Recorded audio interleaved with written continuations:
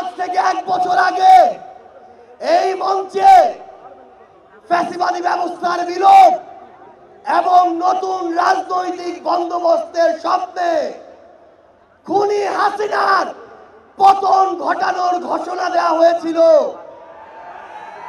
1 বছর হয়েছে, কাঙ্ক্ষিত অধিকার পাইনি। আমরা আর হতাশার কথা বলতে চাই না। আগামীর বাংলাদেশে আমরা যে অধিকারগুলো পেতে চাই, যেভাবে বাংলাদেশকে দেখতে চাই, আমরা সেগুলো এই মঞ্চ থেকে বলতে এসেছি। 1 বছর আগে এই মঞ্চে ছাত্র জনতার প্রতিনিধি হিসেবে যারা ছিল, তাদের মধ্যে অনেকে আজ এখানে শহীদ পরিবারের সদস্য হিসেবে আছে, অনেকেই এখানে আহত যোদ্ধা হিসেবে আছে। আমরা এই মঞ্চে আজ আমার শহীদ ভাইদের হত্যার বিচার চাইতে এসেছি। এইখানে আমার যারা কর্মী রয়েছেন, নেতা রয়েছেন, আমরা আপনাদেরকে প্রতিশ্রুতি দিচ্ছি, কেউ যদি ভয় দেখায়, কেউ যদি হুমকি দেয়, আপনারা পিছু হটবেন না। আমরা জানি এলাকায় এলাকায় আপনাদেরকে বাধা দেওয়া হচ্ছে, এনসিপির কর্মীদেরকে বাধা দেওয়া হচ্ছে।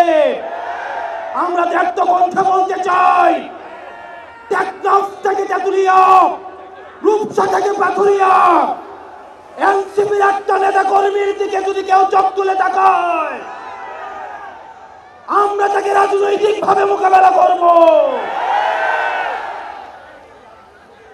প্রিয় এনসিপির কর্মী এবং সহযোদ্ধারা, পরবর্তীতে আমরা আমাদের আহ্বায়ক এবং সদস্য সচিব প্রয়োজনীয় দিক নির্দেশনা দিবেন।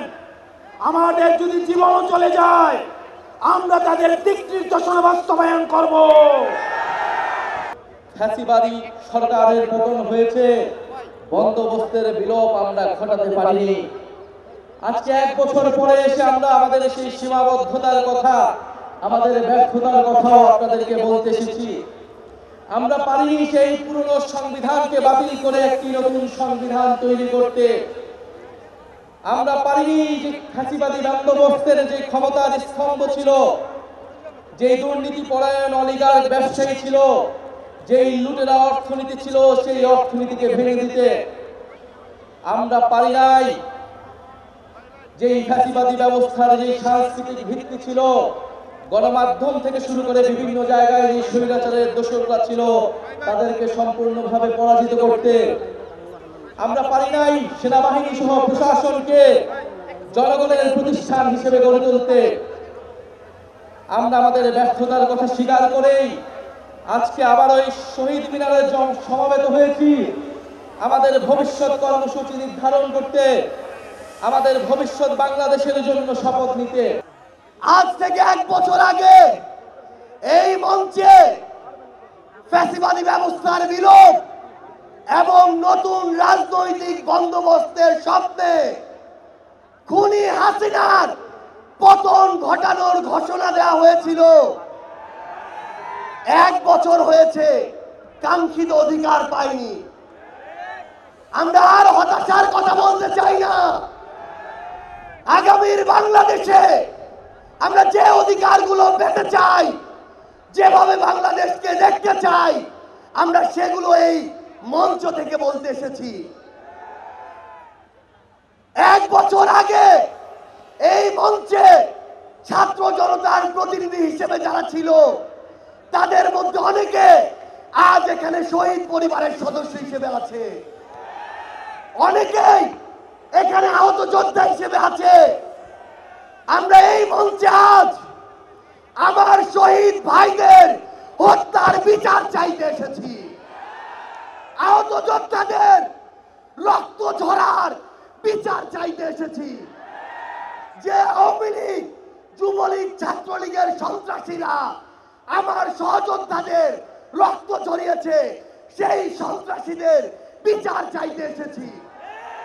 আমরা এই অন্তর্বর্তীকালীন সরকারের কাছে মৌলিক সংস্কারের নিশ্চয়তা চাইতে এসেছি। আমরা আমাদের অসহায় শহীদ পরিবারগুলো একমাত্র অবলম্বন হারানো শহীদ পরিবারদের। এই গণঅভ্যুত্থান আমাদের সকলের প্রাণকে একত্র করে দিয়েছে। আপনাদের সাথে আমাদের এই আত্মিক সম্পর্ক কখনো মোছার নয়। শহীদের আকাঙ্ক্ষা দিয়ে, শহীদ পরিবারের চাওয়া দিয়ে একটি রাজনৈতিক দল হিসেবে এনসিপি গড়ে উঠছে। আহতদের পরামর্শের ভিত্তিতে এনসিপি গড়ে উঠছে এবং সেই সাথে প্রতিটি জেলায় যত ভাই বোনেরা রাস্তায় নেমে এসেছিলেন, যত শহীদ পরিবারেরা আমাদের সাথে দেখা করার জন্য আকাঙ্ক্ষা নিয়ে বসেছিলেন, সকলের সাথে আমরা দেখা করে এসেছি। এবং আমরা এও বলতে চাই, আমরা বাতাসের আধ্যাত্মিক মর্যাদা বুঝি। প্রতিটি জেলার বাতাস আমাদের গায়ে লেগেছে। আমরা নতুন বাংলাদেশের জন্ম দিতে চাই বিশ্ব মঞ্চে, যেখানে নিপীড়িত মানুষের সাথে সংযোগ হবে, আমাদের সার্বভৌমত্ব নিয়ে, আমাদের অধিকার নিয়ে, আমাদের নতুন নতুন বয়ান নিয়ে। বিশ্বের যেই সিকিউরিটি কাউন্সিল হোক, যেই কোনো মোড়ল আসুক, যদি আমাদের অধিকার প্রশ্ন, আমাদের ন্যায্যতার প্রশ্নে তারা কোনো কথা বলতে চায়, তা ভিত্তিতে আমরা কোনো আপোষ নয়। নতুন বাংলাদেশ, নতুন বিশ্ব মঞ্চ গঠনে আমরা নতুনভাবে আবির্ভূত হব। মৌলিক সংস্কারের যতটুকু প্রত্যাশা পূরণ হয়েছে, বাংলাদেশের মানুষ অপেক্ষা করছে জুলাই সনদের প্রত্যেকটা কথা বাংলাদেশে বাস্তবায়ন করতে হবে। জুলাই সনদকে কোনো কাগজে বাঘে আমরা পরিণত হতে দেব না। ভাইরা আমার, সরকার জুলাই ঘোষণাপত্র, জুলাই সনদ প্রণয়ন করবে। আমরা সরকারের কাছে উদাত্ত কণ্ঠে আহ্বান রাখতে চাই, জুলাই ঘোষণাপত্রকে সাংবিধানিক স্বীকৃতি প্রদান করতে হবে। জুলাই সনদকে আইনি স্বীকৃতি দিতে হবে। লিগ্যাল ফ্রেমওয়ার্ক অর্ডার করে, এলএফও করে জুলাই সনদকে কার্যকর করতে হবে। ভাইরা আমার, জুলাই সনদের সংস্কারকে অন্তর্বর্তীকালীন সরকারকেই বাস্তবায়ন করতে হবে।